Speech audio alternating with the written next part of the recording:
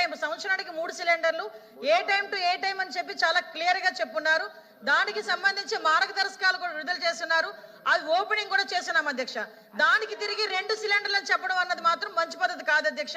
అదేవిధంగా స్త్రీనిధి కింద అధ్యక్ష ఈ బడ్జెట్ లో 3,500 కోట్లు కేటాయించడం జరిగింది అధ్యక్ష. స్త్రీనిధి గురించి 3,500 కోట్లు కేటాయించలేదు, రూపాయి కూడా కేటాయించలేదని సభ్యురాలు అవాస్తవాలు మాట్లాడుతుంటే ఖండించాల్సిన అవసరం మాకు పాలకపక్షంగా మాకు ఉంది అధ్యక్ష. అందువల్ల మేము కూడా ఈ రోజు మైక్ తీసుకోవాల్సిన అవసరం వచ్చింది. ప్రతి దానికి కూడా అంటే మీరు నిజంగా విమర్శ చేయండి, సద్విమర్శ చేయండి, మేము కూడా తీసుకుంటాం.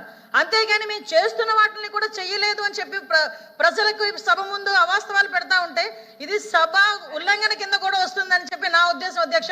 దానికి మీరు కూడా ఒకసారి ఆలోచించాలి అధ్యక్ష. మేము బడ్జెట్ ని చాలా క్లియర్ గా బుక్ రూపంలో ఇచ్చాము, అందరూ కూడా చదువుకున్నారు.